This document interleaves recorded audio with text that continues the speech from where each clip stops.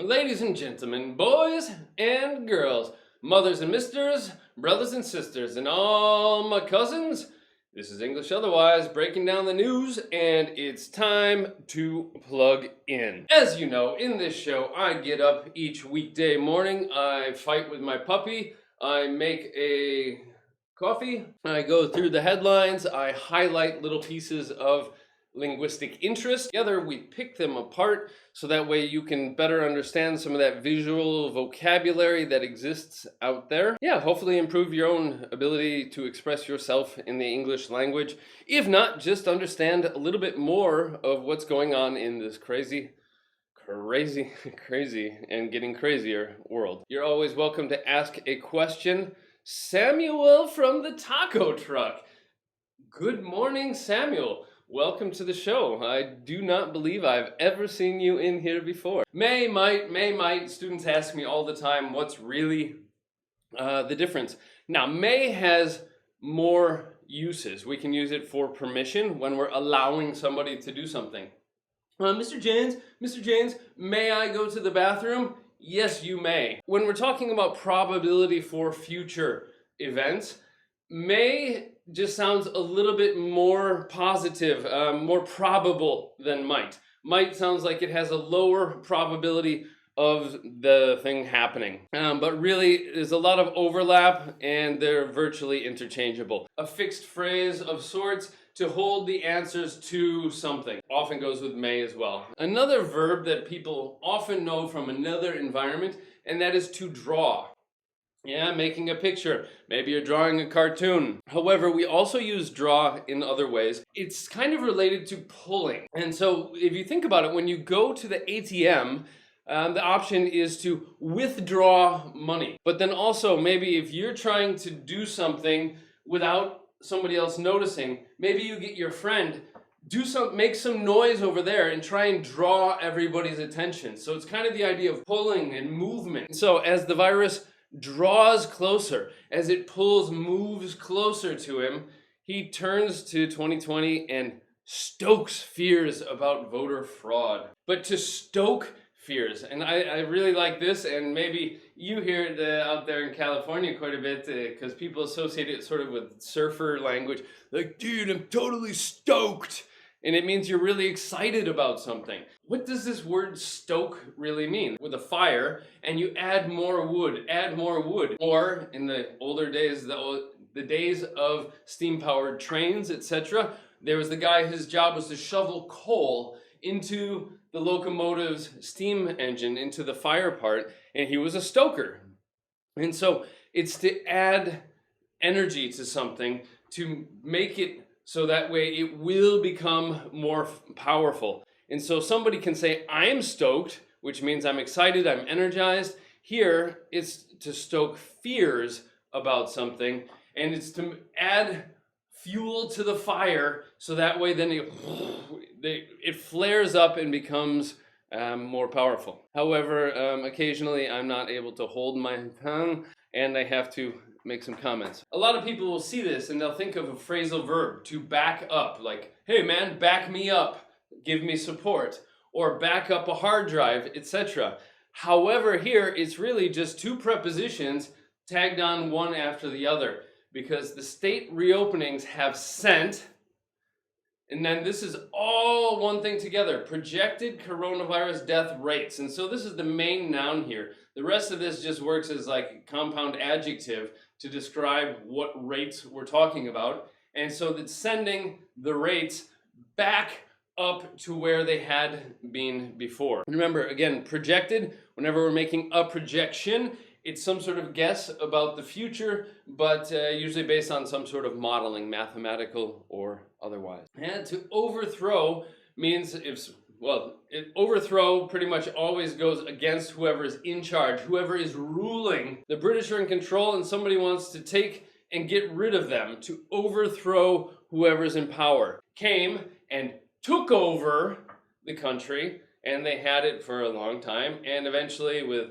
Gandhi and nonviolent protests and everything, they were able to overthrow the British rule and expel them from the country. Yeah, somebody takes over, and when they're taking over, usually you have to overthrow whoever else was already in charge. Often the leaders don't want to just kind of step down out of power and there's some sort of violence. I'm just trying to recycle vocabulary from last week and further into the past. A cluster of cases. We keep seeing this word here, cluster of, a group of something, usually closely related to each other in terms of geography or in space, in a small area. It was traced, we've had before, was followed, because when you're tracing, you follow the lines, to a coughing patient at a birthday party. And so yeah, at a birthday party, most of the people probably from the same geographic area, so they're able to follow these people from this neighborhood back to one birthday party. Here we, as usual, a reduced past passive, was killed in a shark attack. Was killed by whom? Well, it's a shark attack, so probably wasn't killed by an octopus. Stunning, a nice ing adjective. Some Clinton person reacts to Trump's no mask meeting.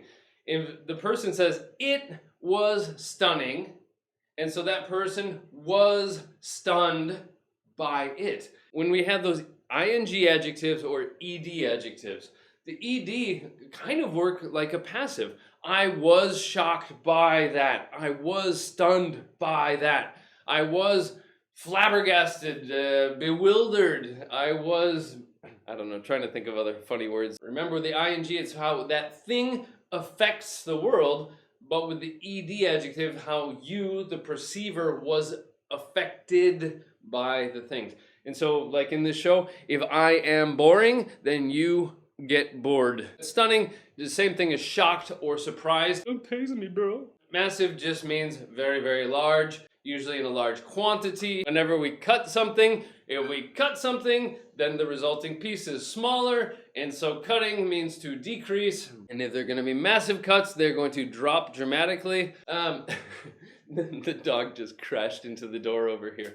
Remember, anytime we add a less to something, then it means without that. We've had helpless, hopeless, doubtless, fearless, homeless as well. Faceless, I'm assuming people aren't going to be removing their face, but will be wearing masks, is because we've got steadiest, a superlative. When it's on record, it means ever recorded.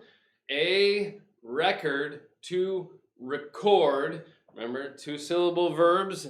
If the noun, stress on the first syllable, a record, and with the verb, to record, stress on the second syllable. Surgeon, a guy who's going to operate on people, especially let's say a brain surgeon, needs a steady hand. He can't be all shaky like this. And so if something is steady, it's unmoving, unchanging. It's not fluctuating. Despite the pandemic, company XYZ Corp, their stock prices have stayed steady, or even rising steadily as an adverb. His margin that he's leading by has not changed over the past few weeks. Hey, good morning, friend of Ernie. Just happy to see your shining face of sorts. Last week we had a bright spot amid the sea of darkness, a positive aspect when surrounded by negativity. Yeah? Well, here we've got another similar one, which is a very common idiom.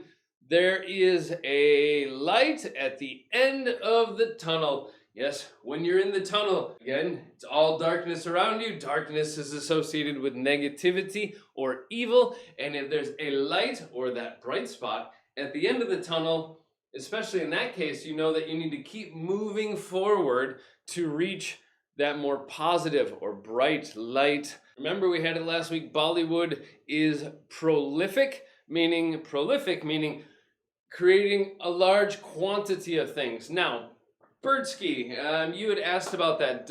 Isn't it related to quality as well, or is it just quantity? Now, I looked it up again a bit more on Friday after the show, and prolific truly is just about quantity, not quality. However, you'll see people mix it up like we so often do with some words. I felt like it was also related to positive, like quality. However, in that case, you could say prodigious, coming from prodigy, which means you're just amazing at doing something, maybe an unprecedented level of quality. But back to, forgot about the word itself, offensive, coming from to offend, meaning to cause somebody offense, meaning that you said something that hurts their feelings. They are offended. They take offense to your comment, which was offensive. I think we all need to lighten up a little bit, try not to be so offended.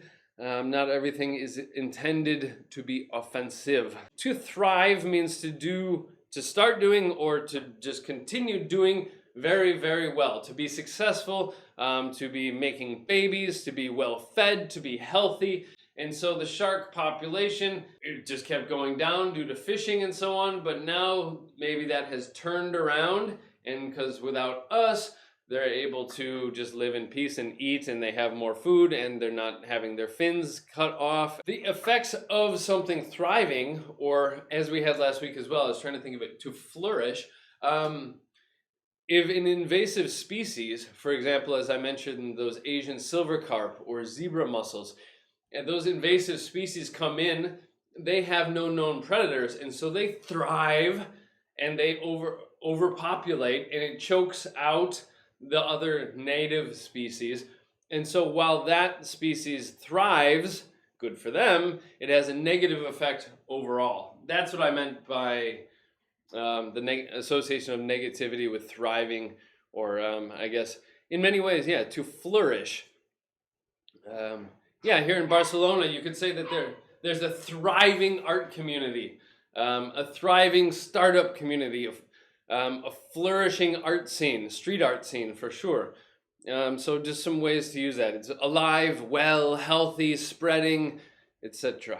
The most, and so good, superlative and advance is advance, 2 syllables. And so we can't just add an EST, and we need the most. And the least being the opposite. Not like a big mouthful, just a little taste, a little teaser, if you will. Ooh, and a good phrase with that is if somebody is doing something that you perceive as bad, or maybe something bad to you, and then you turn it around and you do the same thing back to them. You say giving somebody a taste of their own medicine. And it's kind of a little bit of revengey. It's a way of selling items, and you just list a starting price, but there's no upper limit. And people enter bids, B-I-D. They bid on or bid for that item, and then the item is sold by the auctioneer to the highest bidder. And maybe you say $5, but then somebody beats you with $10, then that person outbid you for the item. In a non-auction sense, a bid for the presidency, in his bid to become CEO. Do I have $5, $6 when you want me? We've had it before. Business is booming. It's doing very, very well. A boom, two boom, a period of high and successful economic activity, or just something is thriving, is flourishing, it's doing very well. And remember, a boom, especially in terms of economics, you've got a boom, and the opposite is a bust. A boom cycle, a bust cycle. To reel involves a wheel or something round, and therefore spinning. And so if people are reeling, it's like their mind is spinning. They're shocked, they're stunned. I'm leaning to my right. Well, it looks left with the, yeah. To lean. And you can lean on somebody or on a wall for support, to lean against something for support. To lean in, made famous by the book of the same name, Lean In, by Sheryl Sandberg, COO of Facebook, I believe, a few years ago. And it means not give up on something and double your efforts. Like coming from blackjack, to double down on something, to redouble your efforts, to try extra hard and just own whatever that is. And it was about maybe being a mother and a businesswoman in her case with her book. You guys like science? All right, we're gonna really lean into the science. There's something on the table and you can't just wipe it off. You kind of lean into it, to put more pressure, more effort onto it, you can do it. Put your back into it. Yeah, that's the same idea. Put your back into it. However, in the Ice Cube song, I think put your back into it was intended in a slightly different way. That's it for the news today, Monday, May 11th. Thanks to everybody who likes, follows, subscribes, etc. And have a beautiful day. I'll see you 8 a.m. Barcelona time tomorrow.